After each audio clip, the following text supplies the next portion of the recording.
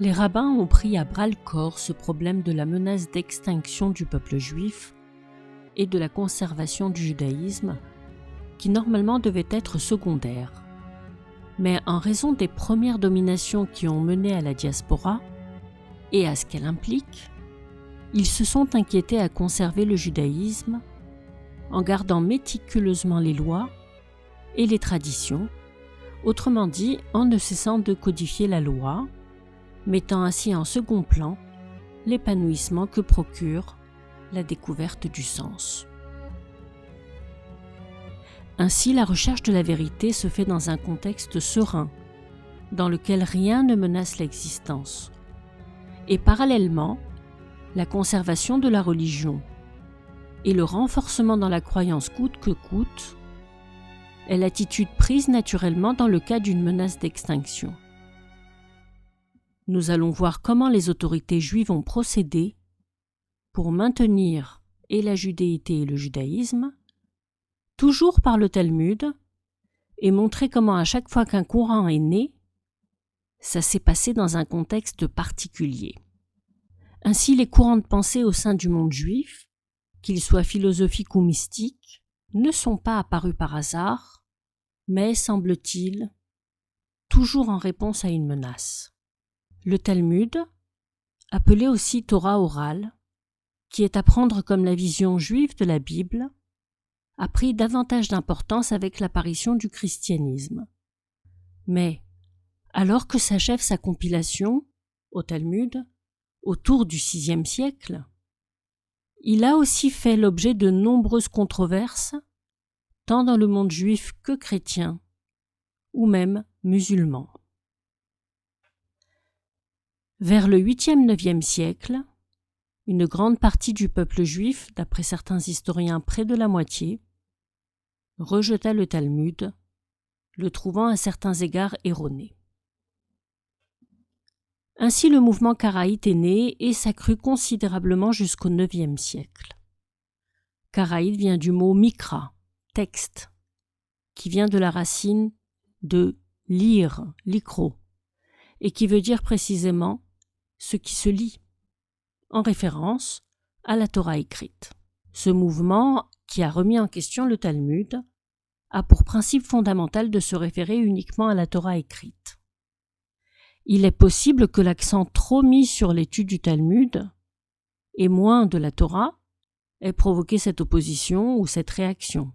Mais il y a une autre raison à ceci, relative à l'histoire, qui va être infra-exposée. Celui qui fonda pour certains formellement ce mouvement est Hanan ben David. On pense qu'il est né en 715 et mort en 811. Pour d'autres, Hanan ben David constitua le mouvement hananite, d'après son nom, qui n'est pas reçu par tous les karaïtes, mais demeure important au sein de cette communauté. Une autre figure importante du karaïsme est Aaron ben Moshe ben Asher. Du moins, nous ne sommes pas absolument certains qu'il était karaïte. Il est important parce qu'il est celui qui a fixé le codex Aleph, qui est la dernière version de ponctuation et d'espacement, si l'on peut dire, de la Torah, sur laquelle tout le monde juif se fonde jusqu'à aujourd'hui. La pensée karaïte provient des Juifs venant d'Égypte et a été diffuse en Espagne au Xe siècle. Ce courant s'est démarqué en s'opposant ensuite à une polémique concernant la fixation des fêtes juives à partir de la tradition du Talmud, qui est la transmission orale. Les karaïtes refusent tout d'abord d'appeler la fête de Pâques Pessah. Ils l'appellent Matzot, c'est-à-dire la fête des Azim. Ils refusent aussi le décret rabbinique qui stipule que cette fête peut tomber à n'importe quel jour de la semaine. Ils refusent aussi les fêtes qui ne découlent pas directement de la Torah, comme Hanouka, Purim et Lag BaOmer, qui sont des fêtes issues de l'histoire. Ils refusèrent aussi le temps de fixation des fêtes, l'heure, et argumentent que le Talmud comporte des contradictions ou des rajouts de lois non justifiés et contredisent l'injonction de la Torah « Tu n'ajouteras ni n'enlèveras à la loi ». Ainsi leur priorité porte sur la Torah écrite. Tout cela peut d'ailleurs, en tant que question d'ordre intellectuel, se comprendre. Qui passe en priorité, le Talmud ou la Torah? Une autre question. Le Talmud a-t-il modifié la Torah? En réponse, le rabbinat considère aussi la Torah écrite comme principale, mais tient à se référer au Talmud justement pour éviter des dérives qui pourraient créer une nouvelle religion.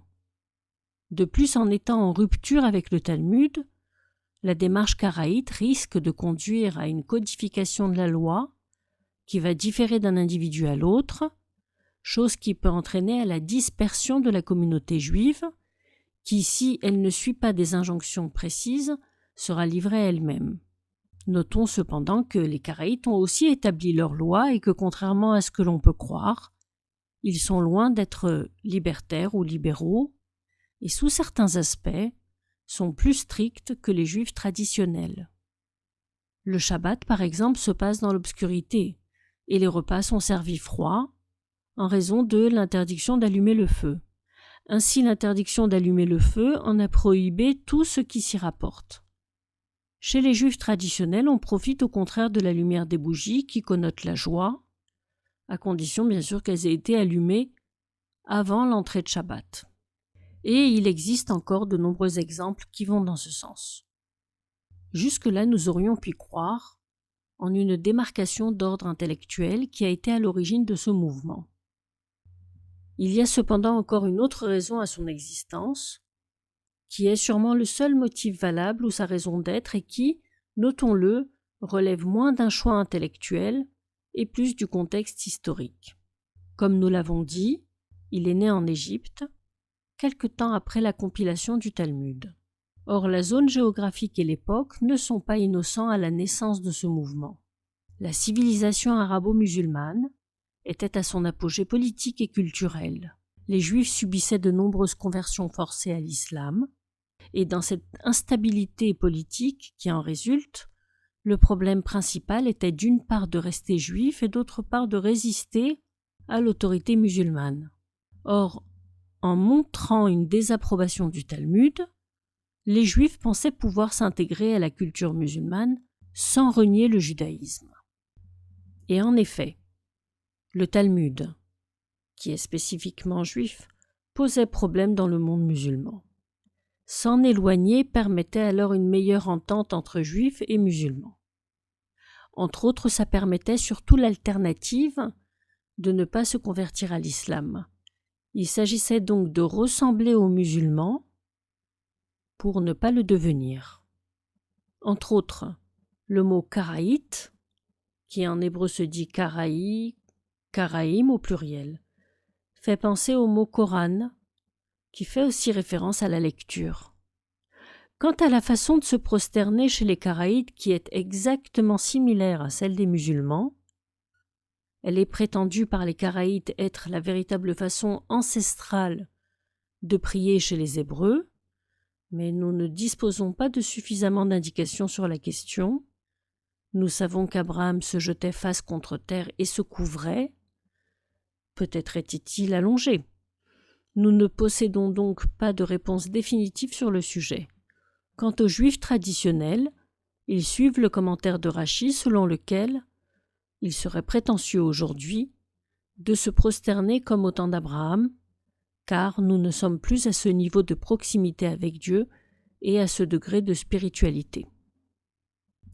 Au moment où les Karaïtes étaient en pleine expansion dans le monde juif et que le Talmud perdait du terrain, un jeune rabbin, Saadia Gaon, a tout mis en œuvre pour contrer l'influence karaïte, d'abord par un débat public, à l'âge de 23 ans, comme le rapporte le commentateur célèbre Ibn Ezra.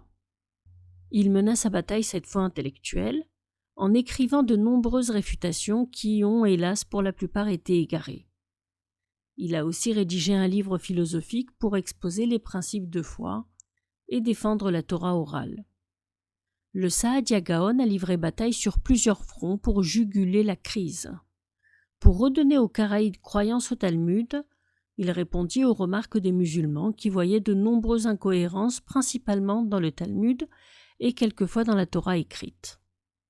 Pour cela, il traduisit la Torah en arabe, et lorsqu'il y avait une difficulté, il n'hésitait pas à rendre les versets en question plus explicites en les rallongeant. Cette traduction, qui suivait de près les explications traditionnelles talmudiques, s'appelle le tafsir, qui en arabe signifie commentaire. Le Saadia Gaon a aussi écrit un livre qui est compté comme le premier livre philosophique de la culture juive, intitulé Sefer HaEmunot ve'Adeot, le livre des croyances et des opinions, dans lequel il expose des principes de foi et dans lequel il tente, d'après les propos d'Étienne Gilson, philosophe centré sur le Moyen-Âge, de faire correspondre la philosophie d'Aristote et la vision juive de la création du monde. Pourquoi la philosophie d'Aristote ? Rappelons qu'elle parle de l'éternité du monde et qu'elle était au centre des débats au sein du monde musulman. Le Saadia Gaon a finalement été reconnu dans le monde musulman, notamment par Al-Masoudi et Mohamed ibn Ishaq al-Nadim, qui font référence à lui. Grâce à ses recherches et ses réponses philosophiques, qui répondaient aux questionnements de son époque, le Saadia Gaon a réussi à résorber cette crise au sein du monde juif qui est lié à l'islam et à convaincre de nouveau la communauté juive du bien fondé du Talmud. Il aura donc fallu que le Saadia Gaon démontre la fiabilité du Talmud aux yeux des musulmans pour que les juifs puissent avoir le droit et la légitimité de se référer de nouveau au Talmud. Le second grand livre de philosophie juive après celui du Saadia Gaon est celui du Rambam, Maïmonide en grec, intitulé Le Guide des égarés, ou encore, suivant les traductions, Le Guide des perplexes ou des sceptiques. Or, ce titre n'est visiblement pas choisi au hasard et correspond tout aussi bien en termes de temps et d'espace à ces mêmes problèmes philosophiques auxquels ont dû faire face les Juifs en exil en terre d'islam. Encore un élément concordant, ce deuxième ouvrage philosophique a été écrit également en langue arabe. Ainsi, le Rambam a eu le même projet d'expliquer et de résoudre des problèmes de croyance relatifs à son époque, en glosant sur des mots et des définitions.